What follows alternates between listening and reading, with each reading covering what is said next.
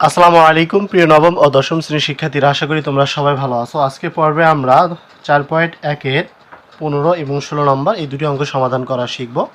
তোমরা দেখতে থাকো। এখানে আমাদের লেফট হ্যান্ড সাইডে বলা আছে যে এই রাশির ইকুয়াল টু আমাদের ওয়ানটা আমাদেরকে দেখাতে হবে। তো প্রথমে আমরা দুটো, যেহেতু এক্স আছে তো আমরা একটা এক্স নিতে পারি। তো আমরা এভাবে লিখতে পারি, অতএব x to the power p minus q, এবার আমরা ব্র্যাকেট দেবো। এখানে আছে যেহেতু p plus q minus r, তো এভাবে আবার গুণ দিতে পারি, লিখতে পারি x to the power cube minus r, এবার পাওয়ার লিখতে পারি cube plus r minus p. এরপর আমরা আবার গুণন দিতে পারি, লিখতে পারি x to the power r minus p, কারণ আমরা জানি বেস যদি ভাগ অবস্থায় থাকে, বেস যদি একই হয় তাহলে পাওয়ারগুলো বিয়োগ হয়ে যায়।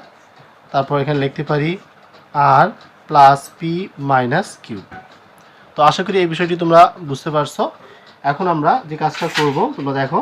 তো আমরা এখানে লিখতে পারি x to the power p minus q, bracket দিতে পারি, এটা আমরা ব্র্যাকেটের মধ্যে নিতে পারি, p plus q minus r. Okay, আবার এক্স নেব, এখানে গুণন দিলাম এক্স টু দি পাওয়ার, এখানে আছে কিউব মাইনাস আর, আমরা ব্র্যাকেট দেবো, এখানেও আমরা ফার্স্ট ব্র্যাকেট দেবো, অর্থাৎ cube plus r minus P.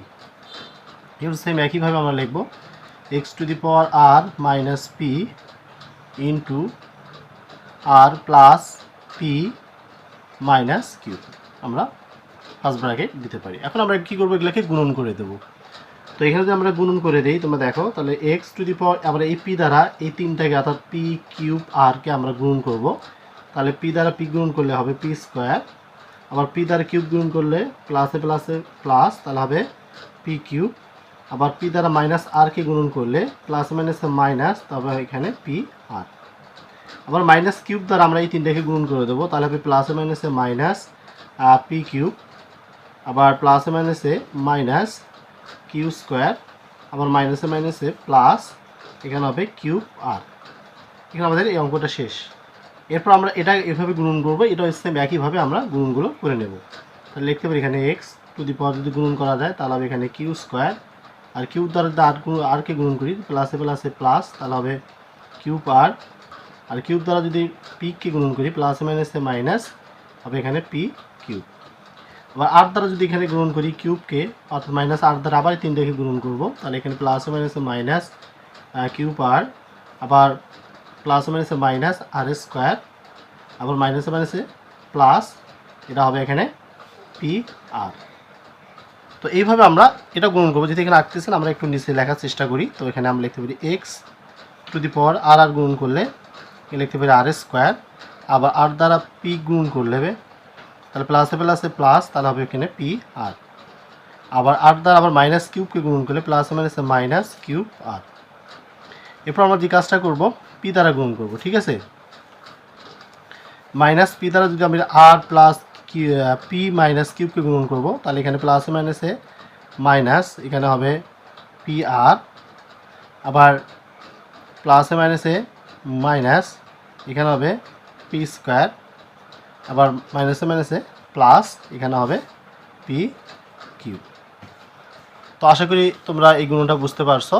এখন আমরা এটাকে একটু ছোটো করে নেব। তাহলে দেখো, এখানে আমরা প্লাস মাইনাস পি কিউব কী হয়ে গেল, ক্যান্সেল হয়ে গেল। এখানে আমরা প্লাস মাইনাস কিউব আর ক্যান্সেল করতে পারি, এখানেও আমরা plus minus p r cancel করতে পারি। তাহলে অঙ্কটা আমাদের কী হলো, একটু ছোটো হয়ে আসলো। তো আমরা এখানে লিখতে পারি, দেখো পি স্কোয়ার, এরপর আছে মাইনাস পি আর, এরপর আছে মাইনাস কিউ স্কোয়ার, এরপর আছে প্লাস কিউ আর। এরপর আমরা আবার এখানে এক্স লিখতে পারি, আর এখানে কি আছে, কি স্কোয়ার মাইনাস পি কিউব, এরপর আছে মাইনাস আর স্কোয়ার, এরপর আছে প্লাস পি আর। আবার আমরা গুণ দিতে পারি এক্স টু দি পাওয়ার, যেটা ছোটো হয়ে আসে, এখানে লিখতে পারি আর স্কোয়ার, এরপর আছে minus cube r minus p square plus p cube. আমরা এই অঙ্কগুলো যদি এইভাবে খুবই ইজিলিভাবে করতে চাই এবং ভেঙে ভেঙে করতে চাই, তাহলে বুঝতে অনেক আমাদের সুবিধা হবে। তো এই কারণে আমরা অঙ্কটা একটু না বড় করার চেষ্টা করলাম যাতে তোমরা বুঝতে পারো। এখন দেখো এক্স এক্স এক্স আমরা একটা বেস নেব এবং যেখানে গুণন পাবো তখন পাওয়ারগুলো কী করব, যোগ করে দিয়ে আমরা কাটাকাটি করবো, আমাদের 1 চলে আসবে। ঠিক আছে, তো এখানে আমরা লিখতে পারি x to the power p square minus p r minus q square plus q r, গুণন আছে আমি এখানে প্লাস দিয়ে দিলাম। আবার লিখলাম q square minus p cube minus r square plus p r, গুণন আছে আমি এখানে প্লাস দিয়ে দিলাম। তো r square minus cube r minus p square plus p cube. এখন দেখো আমরা এখন কাটাকাটি করব, এখানে পি স্কোয়ার আছে, আমরা এখানে মাইনাস পি স্কোয়ার অবশ্যই আছে দেখো। এরপর দেখো এখানে পি আর, তাহলে এখানে plus minus p r cancel, এখানে কিউ স্কোয়ার আছে, plus minus q square cancel, q r plus minus q r cancel, plus minus r square cancel, এখানে plus minus p q cancel. তাহলে এখানে আমাদের কী থাকলো, তাহলে এখানে থাকলো অর্থাৎ এক্স টু দি পাওয়ার 0, তাহলে এক্স টু দি পাওয়ার 0 মানে কি 1। তো এটি হচ্ছে কিন্তু আমাদের রাইট হ্যান্ড সাইড।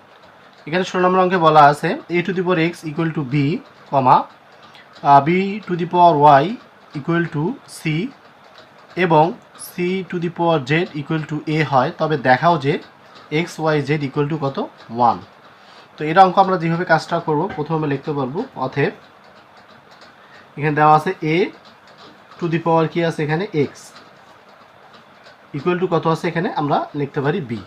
ঠিক আছে, তো এখন আমরা যে কাজটা করব, আমরা মানটা বসাবো, অর্থাৎ এর মান আছে, তাহলে এর মান এখানে আবার কি আছে তোমরা দেখো এর মান আছে কিন্তু c to the power z, তো আমরা এর মানটা এখানে বসাতে পারি।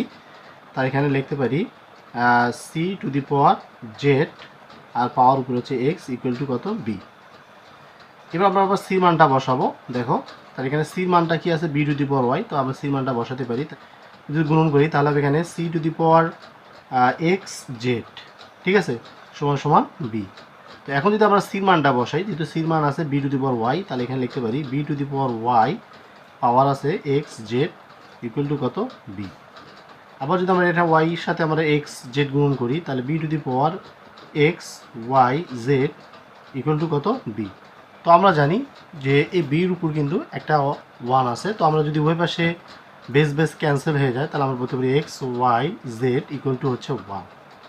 তো যেহেতু এটা আমাদের দেখাতে বলছে, তো এটা আমাদের কি লিখলাম দেখানো হলো।